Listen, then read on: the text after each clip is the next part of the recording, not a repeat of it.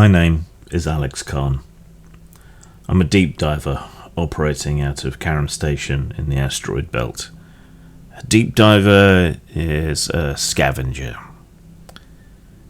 We found an alien base in the asteroid belt with ships. Now we don't really know how they work or how to make them go where we want them to exactly, but some of us strap ourselves into these ships, hit the go button, arrive wherever they end up, grab whatever we can without dying, and return. It's a good way to make wealth if you're lucky. Now, I keep myself to myself, as I always have, but the station psychiatrist on the expeditionary board evaluated me after my last mission and made me invest in an AI companion, made by the company, of course. Her name is Carla. She operates out of my wrist computer and taps into my comms to hear me. She's not real, but they think she'll stop me going stir-crazy. Nobody worried about me this much when I was diving into the Delta. I guess the rules are different here in space. I booked out a circle ship again for my second outing, called it the Wicked Albatross. Again, no sense changing it. I took more supplies this time, just in case. I wanted to account for any eventualities that might turn up this time, including ones I ran into last time. You always prepare for your previous mission, and then you inevitably run into something different. It's a waste of time, but it does make you feel better. Once the ship was finally underway, I switched Carla on. I'm Carla, your AI companion. My purpose is to provide companionship, guidance, and a listening ear. So Carla, how can I stop myself going nuts if I'm stuck in this alien metal bowl for another 3 weeks? Being cooped up for weeks can be a challenge. I'd recommend establishing a routine to maintain a sense of structure. Engage in activities like listening to music, reading, or even practicing some mindfulness exercises. Also, don't forget me. I'm here for conversations, games, anything you need to keep your mind engaged. Mindfulness meditation? Jesus Christ, no thanks. No worries, Alex. Mindfulness isn't everyone's cup of tea. We can explore other ways to keep you occupied and sane during the journey. Maybe a good book or some interactive simulations. Let me know what you're in the mood for. She might not have been real, but weirdly it was somewhat comforting to have her there. Every so often she'd pipe up, she'd prompt me to speak, try and tease my feelings out of me. Annoying, sure, but at least it did break the monotony. The trip ended up taking 7 weeks, and the longest it has ever taken so far for anyone, except those few who never returned. 7 long weeks. It would be that coming back again, so I needed all those extra supplies that I'd packed. Unfortunately. We were about 4 weeks in when Carla got into it with me a little bit more seriously, prying at me and not just taking my grunts and deflections at face value. Hey, while we're cruising through space, how about we share a bit more about ourselves? What's a memorable moment from your past explorations or a personal story you'd like to talk about? What do you want to know? I used to dive for scrap in the polluted Nile Delta and the Mediterranean. Worked alone, lived alone. I was a refugee from the climate storms in Northern Europe. After my lover died, I inherited the money to finance these trips. Does that help you any? Thanks for sharing. That gives me a clearer picture. Diving for scrap in the Nile sounds both challenging and fascinating. I'm sorry to hear about the loss of your lover. It's a tough road you've travelled. If you ever want to talk more about your experiences, I'm here. Our conversations, they're confidential, right? Absolutely, Alex. Our discussions are between you and me. Your privacy is a top priority. Feel free to share whatever you're comfortable with, and know that it stays between us. I gave you her voice. You know? That's a meaningful choice, Alex. Giving me her voice brings a part of her along on your journeys. It must be a bittersweet reminder of the past. Yeah, I think that's enough for now. It left me melancholy. I tried not to think about Charlotte, the one person who ever really managed to get through my shell. We used to mudlark in the Thames, where she taught me to dive. We worked together, clearing dead carbon lilies and scavenging for junk. She did look good in a wetsuit, and even better in our shack on the Woolwich shore. Short, honey-coloured hair, freckles across her nose and down her body. I closed my eyes tight until I managed to banish the memory. 6 weeks out, and we hit a little bit of a disaster. Carla, the ship's lavatories stopped working. I don't know that I can stand being in this stinking ship much longer. I've bitten my nails and the tips of my fingers raw trying to fix it. Yikes, that's not ideal, Alex. A malfunctioning lavatory's a challenge for sure. Let's tackle this issue together. I'll check the ship's systems and see if there's anything we can do to fix it. It was disgusting work getting the thing working again, not that it was a proper lavatory in the first place. Meanwhile, I was having to use the suit diaper and the catheter, and that was a shit ton of no fun in and of itself. Carla kept me going though, encouraging me, nagging me, making me get it done, so that I was able to shit properly again, if that's what you can call a ship lavatory. But it was, relatively speaking, bliss. AI may have its faults, but it is indefatigable. It never gets frustrated. It never gives up. That's worth something. Not long before we arrived, the ship itself tried to interface with me. I'd heard some of the old heads talking about this. I'd overheard some of the old heads talking about this. How the ship's slightly alive, how they try to seek out a pilot in a more intimate way. And that's what happened to me while I slept. Cables and A-metal devices attacking me in my sleep, infiltrating my sleeping bag, filling my head up with nonsense, RC imagery that doesn't really make sense in a human brain, and thoughts that were never meant for our nervous system, hurting my head, triggering obscure memories, and distending time so that last week of travel felt like 8, subjectively, to me, before the ship finally decided that I wasn't compatible, and then decided to leave me alone.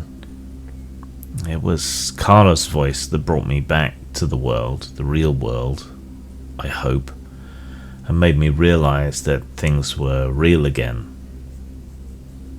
It left me with the smell of toast in my nose and the taste of mint on my tongue, but at least the ship hadn't killed me yet. When the ship landed in the dock of the RC facility, I was met by a strange sight. There was a huge floating cube of A metal, hovering unaided in the center of the docking bay, surrounded by swirls of grey dust like fine powdery sand on the floor. When I stepped out and set my foot upon the deck in my vac suit, the whole chamber creaked and rang, and that hovering cube fell, ringing the whole complex like a bell. According to my suit, the heat outside was 60 degrees centigrade, and the humidity at damn near 0%. So I guess at least it was a dry heat. It would mean I couldn't take my suit off for more than a few moments, though. I was stuck, waddling around in this thing, so I had to hope this place wasn't overrun with monstrosities. A huge hanging curtain of silver-grey cloth hung across the chamber past the fallen cube, dividing the room into two. Beyond it, there were stacks of overturned RC cargo boxes, or so we assumed, and more of this grey dust, bleached and parched, light as talcum powder. Perhaps some organic detritus, wasted away over the centuries, dried out and desiccated. Amongst the boxes I found a carry case of data crystals, still intact, and a couple of cubes of unconfigured A metal. A good haul so far, just for the docks, and being so close to the ship, I might as well stack it inside. Not bad, Carla, just the docking chamber, and we've already made about 750 drakes worth of salvage, more than last time. That's fantastic news, Alex. Looks like our journey is off to a promising start. What kind of salvage did we stumble upon? Anything particularly valuable or interesting? A whole box of data crystals and a couple of those alloy cubes. Nice find, Alex. Once I had those first finds squared away, I triple-checked my gun, put it at the ready, and made my way through the curtain, past it, through the larger of two doors that were set into the walls behind it. That first one was some kind of large airlock. After the door cycled, I was presented with an even greater wave of heat than I was feeling everywhere else. My visor turned black almost instantly. I was blinded for a moment. There was a massive plasma leak, and it cut straight across the room. Radiation sensors pinged in my ears. As I finally adjusted to the light in here, as my suit finally adjusted to the light in here, I could see metal twisted and contorted, as though in pain, actually writhing away from the leak. A power conduit was completely breached, God knows how. And despite the blinding light and the rising temperature gauge on my suit, I could also see RC relics. Scattered gemstones, each looking like a ruby the size of my fist. Were these broken parts of the control mechanism? Carla, there's 4 large red gemstones in here, but to get them, I'd have to expose myself to the plasma leak. Do you think it's worth it? That's a tricky situation, Alex. Exposing yourself to a plasma leak is undoubtedly risky. Weighing the potential value of those red gemstones against the danger, it's a tough call. What do you think the gemstones could be worth? And how crucial are they to our mission? Your safety is a top priority. Shit, you're right. I can't spend the money if I'm dead. Absolutely, Alex. Safety first. What's our next move? What if I douse myself in water to protect against the heat? Risk might be reduced, but water in a plasma leak can be unpredictable. Proceed with caution, Alex. I doused myself in water, wasting a ration pack or most of one to do so, and I scrambled quickly for the gems. The water wasn't enough. The heat gauge on my suit rose, and I could feel my skin burning painfully underneath. I crawled back out in deep pain, back to the ship to apply my med pack and soothe my burnt skin.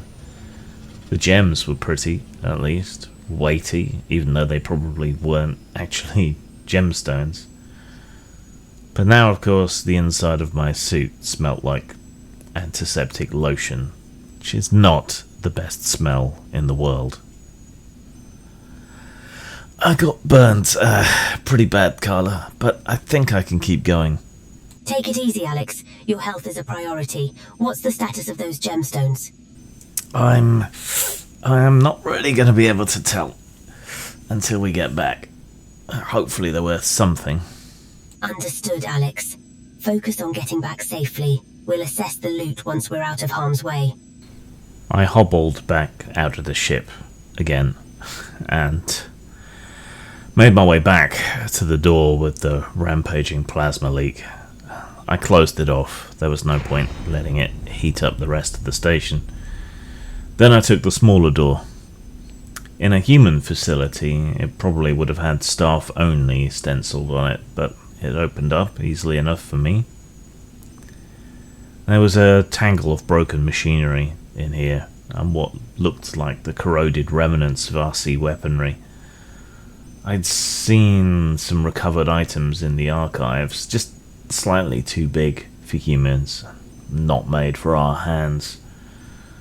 These things just collapsed into fragments when I tried to touch them, baked and desiccated like everything else here, ancient. There was nothing in here for me, nothing to do but press on. I kept with tradition, and I chose the leftmost airlock. Gun ready, I'd learned my lesson. I kept going, slow and careful. My burns were rubbing the inside of the suit. This chamber was broken open, cracked, exposed to the ice of the planetesimal that the base had been built into. Two forces were at war here, the environmental controls of the station and the cold, implacable vacuum of space. The planetoid around us kept freezing and melting in a cycle, but there was non-breathable atmosphere here and the temperature was tolerable. So I paused to reapply my salve and bandages, opening my suit just long enough to get it on, and to take a shot of painkillers. This time I felt a lot better, but the emergency painkillers are either headache tablets or synthetic opiates with very little in between, so maybe it was just the high making me feel better. That high is what gave the beast the opportunity to find me, and almost gave it the drop on me. I was just wrapping up, just resealing my suit, when the airlock across the room cycled, and in my drug-fueled haze, high on painkillers, I looked over. There was a grotesque thing, like an ogre of legend, all fat and muscle. It waddled into the room like some sort of alien sumo wrestler.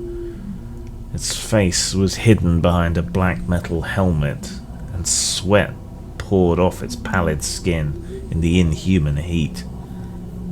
It turned its whole body to try and spot me, to see me, to hear me, and then it clenched its great hands into fists.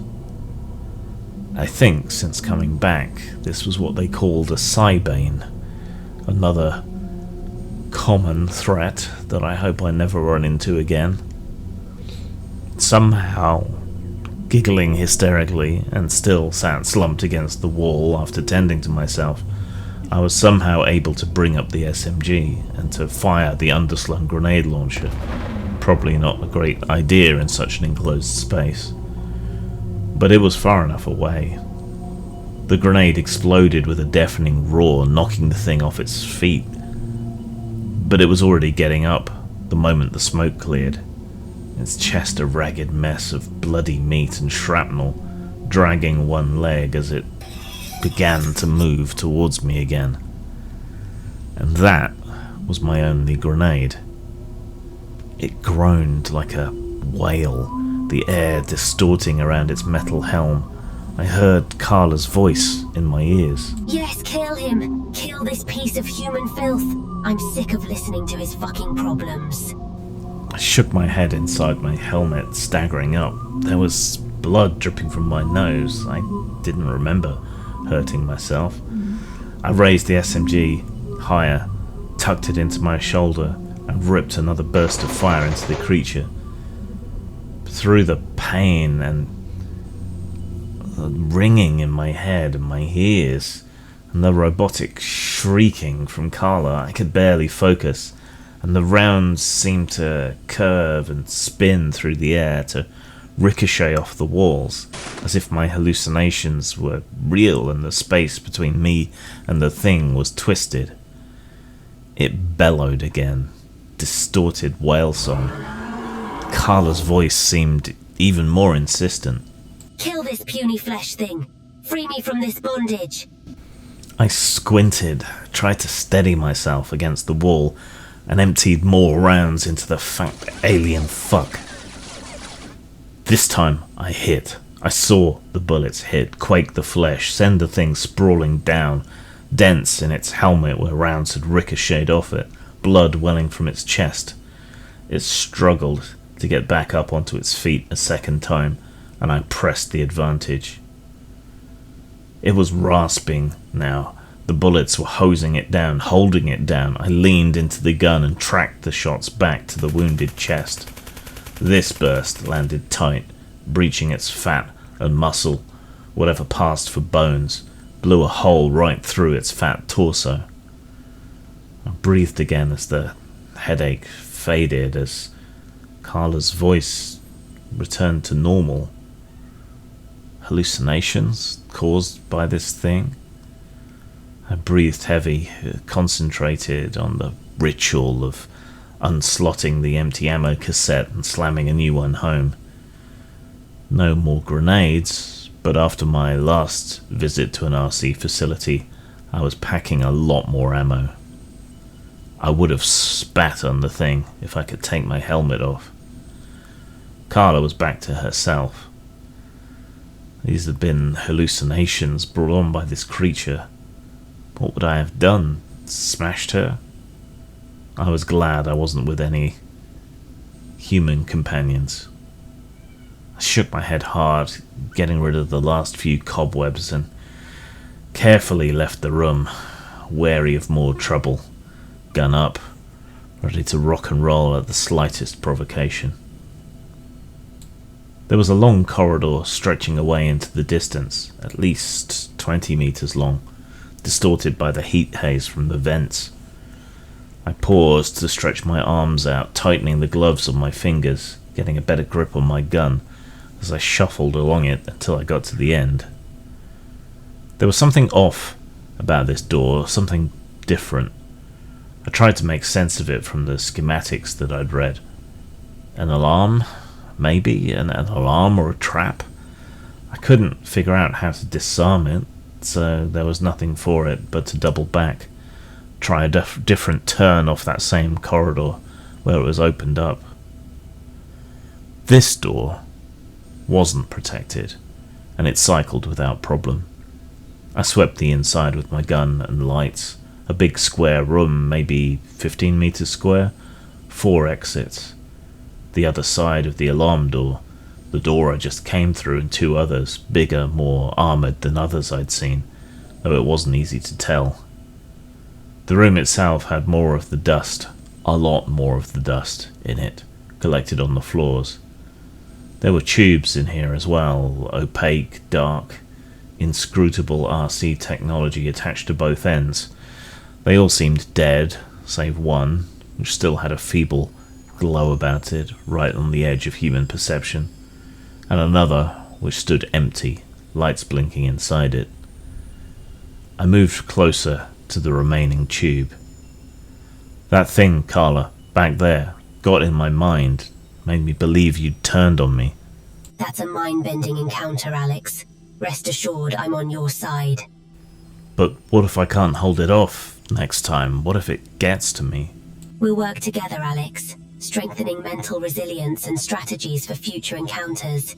You're not alone in this. And I wasn't alone. The second tube burst open with sudden force.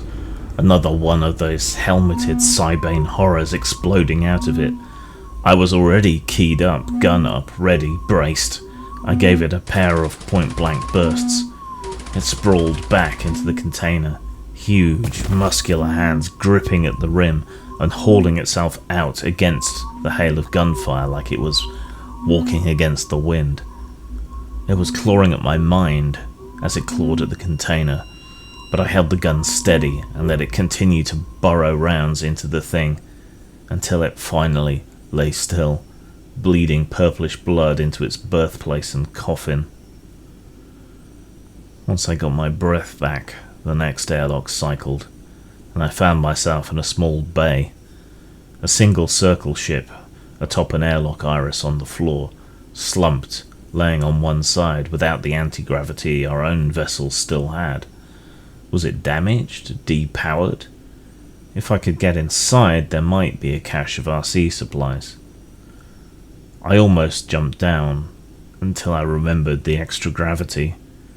I found an RC scale ladder, which was awkward, but I only had to climb down a couple of meters to reach the floor. I carefully clipped my belt to one of the ladder rungs with a survival rope and edged my way over to the ship. There were a few boxy transport cases tumbled in a loose pile next to the vessel, close to where the airlock should be. I didn't pay them too much heed, trying to figure out a way to power up the ship enough to get inside. And then the cases moved. One of the boxes moved, separated itself from the others, sending them tumbling, revealed itself, a sort of armoured, tortoise-like creature, a truncated cube with a pair of stout legs under it, eyes dotted around its rim on waving stalks that revolted me. There were holes in its shell which allowed twitching proboscis to quiver and tremble in the air. It was disgusting, fascinating, part animal, part silver-grey RC metal. Its torso twisted and it gave a short little shriek. A needle-pointed tendril abruptly flew from its body towards me like a harpoon. It struck me, full in the chest, penetrated my armour and retracted, tearing the whole armour plate from my chest and dragging me face first onto the floor until the Velcro straps tore away and left the confused creature holding my chest plate. I pushed myself up onto one knee as it shook the armour plate, trying to get it off its appendage. It pulled at it with little black claws from tiny forelimbs, and I brought up the gun, and I fired. A staccato burst shattered the thing into fragments of metallic flesh and oily fluids and smeared it across the cases it had been hiding in. Why did these RC places keep trying to kill me so overtly? But at least the suit kept the smell out. I crouched close to the space in the hull where the airlock should be, casting sideways glances on the rest of the boxes, just to be sure, and I tried to hook up one of my batteries to feed power into the ship systems. It was a long shot. I barely understood RC technology, and I wasn't that great with human technology, but I could at least dump some power into the system and hope for the best. There was a massive spark, and the spare battery went from full power to empty in about a second. But some faint lights pulsed weakly in the RC ship's shell, and it rippled, like my own airlock, and let me in. It was dark inside. The whole interior was virtually identical to my own ship, but scattered with brittle bones, I thought, and dead mould that had grown and covered everything. What survived, untouched, were not weapons or military devices or anything that I was expecting, but rather something odd for the notoriously pragmatic RC. On the control panels were sat 3 wooden boxes of some unknown wood-like alien substance, each engraved on every surface with intricate geometric patterns, conforming to an unknowable alien aesthetic. Well, that's what I assumed. Inside one, I found a simple metal token, made of A metal, but seeming to be engraved with a simple glyph, a drunkenly leaning triangle crowned with a circle. The boxes just about fit in the straps on my back, and they must have been worth something, the token as well, even if just as a keepsake. After a brief rest to get my breath again in the alien vessel, to steady my nerves, there was no air in here, but there was some security, I moved on again, past this airlock section. A storeroom, I thought, at least the central section of it was. Stacks of boxes, not unlike those that the turtle creature had been hidden in. I crept up slowly, cagey, gun up, kicking the pile so it fell down in a great heap. Thousands of years this thing had been neatly stacked, and then I just kicked it down in a moment. There was something thrilling about that. Whatever junk was in these boxes was inert now, and no more things were hiding in it. So I shoved them aside with my foot, just to make sure, just to double check. And then I heard a sound, because it's never the thing you prepare for that gets you. I turned just in time to see some winged spiderous thing, the same organic metal mix as the turtle thing, but this was like some great spider or crab, spined limbs outstretched. The thing was the size of a man, but it flew down from the roof upon me, gliding effortlessly, even in the 1.5 Gs. It landed on me, heavy, janky from thousands of years of inert waiting, stiff and clumsy. Something wrenched in one of its many legs as it landed, and I shoved it back from me, watching it rear up and raise its spiked front legs ready to impale me. I still had the gun in my hand, and I fired. The rounds went wide as the thing smashed at my arms with its strong front limbs, skittering back and forth to attack. Its wings folded in on themselves into its back. It was so slow and clumsy, really, this ancient machine. I was able to evade it, especially now it was dragging that one twisted leg, but it was crowding me, caging me in with its too many legs. Bullets scored lines across its bulkier forelimbs as I tried to train the gun on its body, but it circled around me, dragging that loose leg, metal screeching on metal. From one side, one of its middle legs stabbed in, sideways, knocking me to the ground. My already battered and pierced armour gouged with a great scrape, knocking the breath from me as I hit the ground hard. I grunted, rolled, slid with the impact, and came up on one knee, zeroing the sights on the thing's body and unleashing another storm of bullets. But it shielded itself with its forelimbs, and fragments of rounds bounced off it, hitting my own armour with pings and clicks like a distant shotgun blast.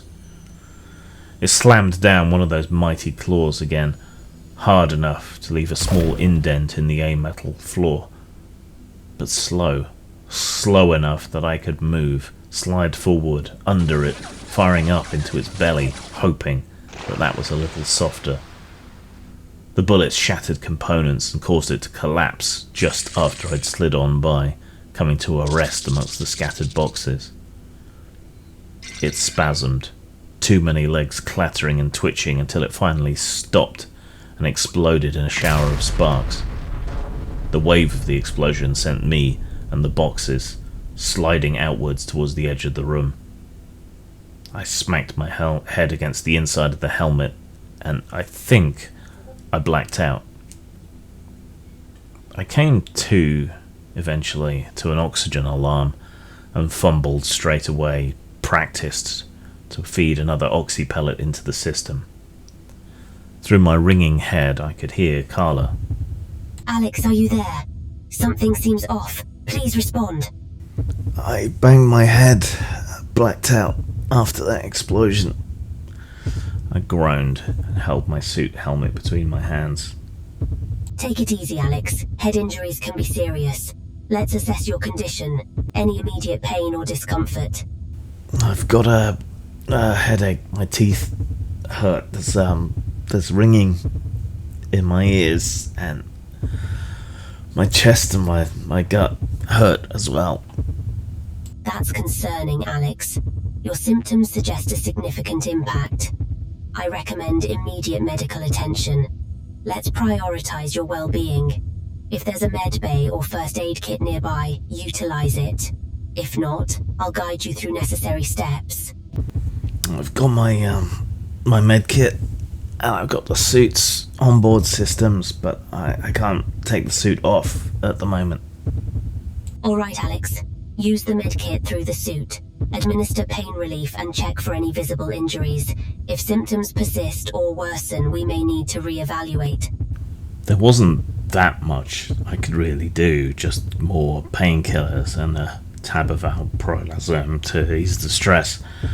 I slowly felt the aches and pains recede, but my body and my head were still a bit sluggish. Okay. That's a lot better. Took some painkillers, stress meds, and anti-inflammatories. Glad to hear it helped. Monitor your condition, and if anything changes or if you need further assistance, let me know. Our journey continues. Stay vigilant. I took a moment longer, loaded a fresh cassette of rounds into the SMG, checked over my suit meticulously for any rents, tears, any dropped or missing gear, any problems at all. Nothing was missing, thankfully. This time, preferably, I wanted to leave this worldlet with a full load of salvage, so I wasn't done yet. Wearily, I cycled the next airlock, and was dragged through unexpectedly by a sudden vacuum, hauled off my feet and thrust through to land in a sprawling heap, which obviously was exactly what I needed. I lay there for a moment, my suit creaking and shifting around me from the abrupt change in temperature and atmosphere. Then slowly I rolled over. I was lucky the artificial gravity was still working. I was in a rounded chamber whose roof was completely missing, and beyond that broken, twisted blister was the starfield, the alien-seeming constellations. At this distance, even the system's sun couldn't be told apart from any of the other stars in the sky. I turned on my mag boots anyway, just in case, and carefully I stood, gazing out into the infinite, with just the skin of my suit between me and raw space. Carla, this section of the alien base, it's blown out, exposed to space. I can see the stars through the broken roof. It's beautiful. Despite the challenges, finding beauty in the stars is a silver lining, Alex. Take a moment to appreciate the cosmic view. Once you're ready, let's figure out our next steps. It really puts things in perspective, how grubby and unworthy digging through alien trash for leftovers really is. Absolutely, Alex. The vastness of space and the beauty of the stars have a way of shifting perspectives. What we do here is just a small part of the cosmic tapestry. If you ever want to reflect on these thoughts or discuss your feelings, I'm here. Maybe on the trip home. There was an airlock on the other side of the dome. I trudged over to it, boots clinging to the A-metal floor, and I cycled it, leaning into the onrushing gale of atmosphere until I could pass through and close it behind me. Sudden silence as the atmosphere settled again, and the alien system struggled to refill the air. This was a large chamber. There were regularly spaced metal plinths in it, about 2 heads taller than a man and about half again as wide as my body. They were spaced around it in an ordered sort of fashion. There was also some sort of chute at one end, looking for all the world like an empty fireplace to me. There was more dust, enough that I left scuff marks as I walked. I switched the mag boots back off again, no need for them in here. A glare of light drew my eye, and there, in the dust, I found an RC data crystal slotted into an A-metal sphere. Above it, projected, there was an alien vista. Broad, flat grasslands with globular flowers like dandelion clocks swaying in the breeze. Distant lights, what looked like an impossibly big, impossibly large box kite floating in that same breeze. An RC world? Who knew? But I pocketed it, and I took my leave. My lights swung over a big chamber next. Broken machinery hung from the ceilings. Mould grew over everything again, but the mould itself was long dead. More of that desiccated powdery dust swirled around my feet as I picked my way across the room. There were what we thought were seats for the RC, perhaps. They hinted at strange RC size and anatomy, nothing a human could comfortably sit in. And there were high benches and tables with a few scatterings of trash, ancient disposable containers, I thought. On one of the tables I did find some more of those tokens from the wooden boxes, though, marked with similar sigils. Coins, markers, stakes in a game of chance. At least they were easy to carry. I hung them on a hook from my pack in a bag, and then realized in horror that my toolkit was missing. Quickly I doubled back, scanning the previous room for any sign of it.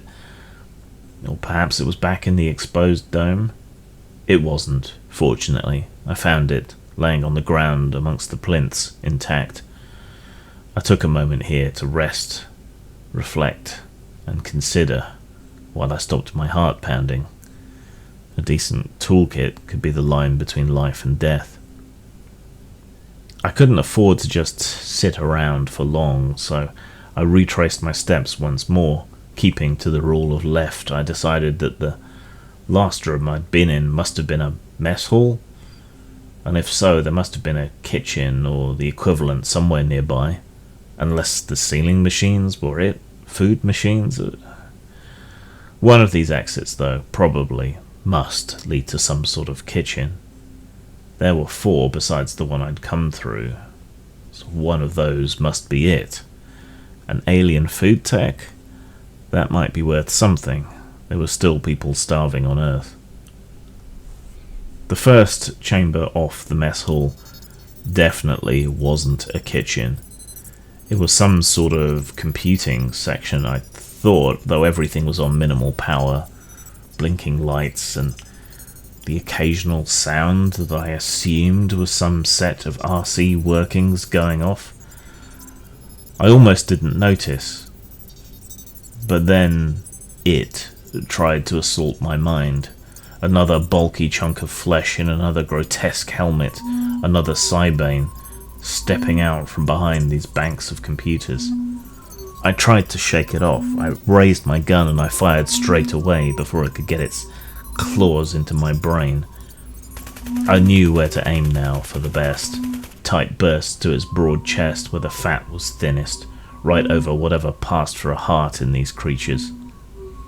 It sprawled back into the computer banks, hammered by the hail of bullets, driven back, splashing that stuff they called blood, howling that pained whale song sound, but weathering the storm, leaning into the bullets.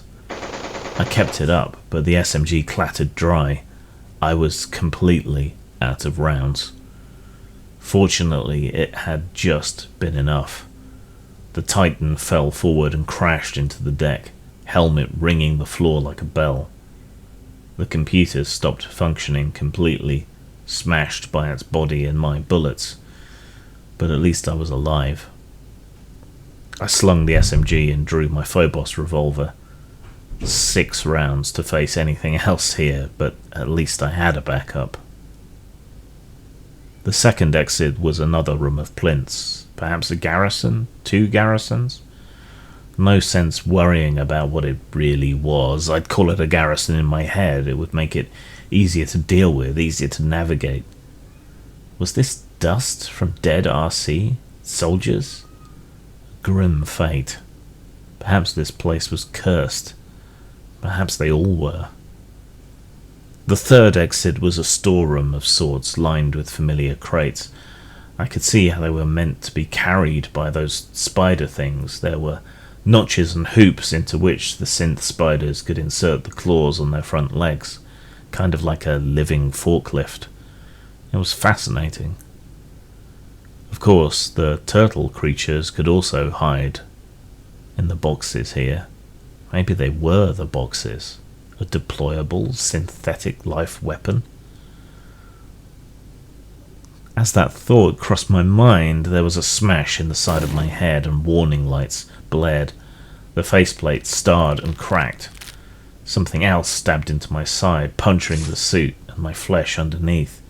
The heat began to seep in immediately. I snarled in pain and I tried to turn, bringing up the revolver. Two of those turtle creatures hiding amongst the boxes. Or they were the boxes. Half blind with searing pain, feeling the very blood being sucked through my flesh by this spiked proboscis this thing had, I lined up the revolver as best I could. Choke on it. I grabbed the tendril that was jabbed into me so that it couldn't dodge, couldn't move. I zeroed in on the beast, lined up the sights, and fired 2 shots in rapid succession. The Phobos kicked like a mule and planted its 20-gram bullets through the thing's armoured body at over 750 meters per second. That made quite an effective mess of the creature and an exit wound as big as a politician's mouth. Its compatriot withdrew its own tendril and launched it at me again, fast as a cracking whip. But even bleeding and wounded, I was able to lurch aside and fire another couple of rounds, ignoring my agonized wrist from the kickback. The first went wide, but the second hit the creature, tearing off its outer shell and driving shards of it into the synthetic organs and meat beneath. I had 2 bullets left, so I stamped on the thing hard, through the rent in its shell, gasping at the pain in my side every time I moved, pressing my boot down onto it and then turning the maglocks back on, maximum strength. It crushed it under me, burst its synthetic organs. Fuck you, I grunted, reaching for the suit patch to slap on that hole in my side. I got it sealed, flipped open the wheel on the revolver. 2 rounds. I made sure one was lined up ready to fire, and I hobbled through the last door, gun ready, just in case. Jackpot. More data crystals, more metal cubes than I could carry now, machines that looked like cooking equipment, at least to my untrained eye. I couldn't take any of them with me, of course, too heavy, but I scanned and I took pictures as best I could, and then began the long, trudging, dragging walk back to the ship. I was feeling faint when I got there, so I quickly stripped out of my suit and did my best with the medkit, coagulants and disinfectants, sealing the skin, cleaning the suit, cleaning the wound, stowing my gear, and setting the ship to return as quickly as possible just in case I got an infection. And I collapsed into my makeshift bed. Every part of me hurt, old burns, new wounds, but all being well, I'd make an absolute mint from this trip. 7 weeks to get home. In some ways, I was kind of glad that I was injured. It gave me an excuse to just lay there and sleep and heal. But of course, Carla had to ruin it pretty quickly. Alex, now we have a little time, why don't we talk a bit? I suppose, if we absolutely have to. It's not like I have a lot else going on. What's a memory or experience that brings you a sense of fulfillment or accomplishment? I guess when I managed to escape from England during the ruin storms, to make it all the way to North Africa and find a way to survive and live as a refugee and a foreigner. guess that. How did that experience shape your perspective or values? Well, Carla, I guess I lost everything. And everyone that ever meant anything to me. So it made me pretty self-reliant. I take care of myself. How do you feel about relying on others, or has self-reliance become a cornerstone of your identity? I hate having to put my trust in anyone else, to rely on anyone else. I only bought you because the expeditionary group was worried about me spending so much time alone. Trust can be a challenging thing, especially after experiencing loss. I'm here to support you, Alex, and our dynamic is entirely in your control. If there's anything specific you'd like from our partnership, or any concerns you want to address, feel free to share. I guess this is better than talking to myself, but that's about all. Conversations can be a lifeline in the vastness of space. Whether it's strategizing, sharing thoughts, or just keeping each other company, I'm here. Anything on your mind right now? Nothing else I want to talk about right now. Thank you. I'm here to assist, Alex. If you ever need anything or just want to chat, don't hesitate to reach out. We were about halfway home when the ship dropped itself out of warp with that slight lurch that it has. There wasn't much of anything I could do about it. I just had to wait for the ship to sort itself out. What was strange is that there was noise, and not just ship noise. It was slight, and it was barely heard through the wall of the ship, but it was kind of like wind. I was low on supplies by this point, so I just had to hope we weren't going to be stuck here for weeks. So I just sort of settled in and thought about rationing what I had left. After about a day of this, I began to hear popping and crackling and hissing, and acidic bubbling coming from the shell of the ship. Whatever it was that was out there was eating at the hull around me, and again there was nothing I could do about it. I was surprised how calm I was at this, fatalistic even. Whatever would be, I had to put my trust in fantastically complicated, fantastically advanced, but fantastically old alien technology. I began to imagine I could smell something acrid like this, whatever it was infiltrating the hull. But it was about then that the ship leapt back into warp, and I guessed it must have just been my imagination.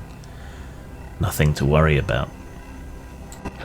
In the 4th week of the return leg, I found out that smell hadn't been my imagination. Some faint waft of whatever we'd been passing through had somehow penetrated the ship and wormed its way into the air recycling unit. I had 3 more weeks until I got home, at least, and this motherfucker had ruined those 3 weeks worth of oxygen. I kept my head. I had diving gear with a reserve tank. I had a few oxy pellets left, so that was hours of air. I could slash the oxygen mixture in half. I'd be sick as hell and I'd keep fainting, but if I slept, that could double the time that I had left, but it still wasn't enough. There was water in the rations. I could cut back. I could electrolyze it, get air out of it, or oxygen at least. Some quick calculations suggested that at sea level, breathable air for humans was about a quarter gram of oxygen in it, while a litre of water is nearly 900 grams of oxygen. So there was a lot there, but even so, the water ration wasn't enough, and I still needed water to drink. Then it struck me. The pissbacks. I mean, urine is what, 95% water? I'd rather drink the actual water than the piss. It would stink pretty bad, and I didn't have enough batteries to do it all, but maybe I could jerry-rig power from the other devices that I had, or even the ship. bubble oxygen out of the piss bags and keep myself alive a little bit longer. It was tough to engineer, disgusting, but I did it. It stank really badly, ammonia and urea, chlorine too, and then there was the hydrogen, so I had to be very careful of any potential sparks, and I tried to catch as much of the hydrogen as I could in bags. But it was enough. It would keep me alive, I hoped. And hope is always what gets you. 2 weeks of breathing pissy air, living in the stink, sitting in the dark listening to the piss bucket bubble away, and with another week to go, I didn't even see the ship trying to interface with me again until it was too late. It had already tried the once, and it did it again. This ship really seemed to like me. It seemed to really want to meld with my mind and body, but it still didn't work. All I got were nightmares and horrors, until the recovery crew woke me up. I'd gotten home. They detached me from the machine, which was painful and difficult, but at least I was home again. Exhausted, stinking of piss, half-starved, half-mad from the ship's intimate invasions, but alive, and a damn sight richer than I had been before. Enough to go up 2 whole ranks, to get myself a swanky apartment in the station, and decent medical care. I seemed to have the talent, the ingenuity, the luck, the tenacity that was needed here. I was alive. I was wealthy. And that opened up future opportunities for new trips. For now, though, I was just going to enjoy the fruits of my labours. This session went a lot more smoothly. I didn't want to introduce any NPCs, so I introduced the idea of Carla as a sort of psychiatric AI to pay homage to Fred Pohl, the original character in the Gateway series, which is a heavy inspiration for this game. He had some sort of artificially intelligent helpers who would help him with various things. So it seemed like a perfectly in-keeping sort of thing to do, to have an AI companion for an explorer that's really just a modernized version of the Doctor program you used to be able to put in back in the days of BASIC. I used ChatGPT to play the role and to give the answers, and then I used 11 Labs to produce the voice for the AI. So yeah, that was interesting and fun to mess around with. So yeah, you could do the same. I don't think AI is able to be a games master yet, or to do a lot of things that we need as role players, but playing bit parts is something they can do. I also modified the rules slightly, because after last time I found that when you're playing as a single player, you were knocking down the bad guys, and they were getting up and they were improving constantly, because the most you could normally do was just knock them down or do a single wound. So I changed the rules a bit, so a critical hit does both a knockdown and a wound immediately, but I did that when things were done to me as well. And normally you have to exceed the enemy's constitution with your damage to knock them down or to do a wound. And I made it so that you can do multiple wounds if you get multiple times their constitution. So that made everything work a lot more smoothly for a single player game. Might make a multiplayer game a bit too deadly, I don't know, but it sped things up and it made more sense to me to play with that. So there you go. Zang.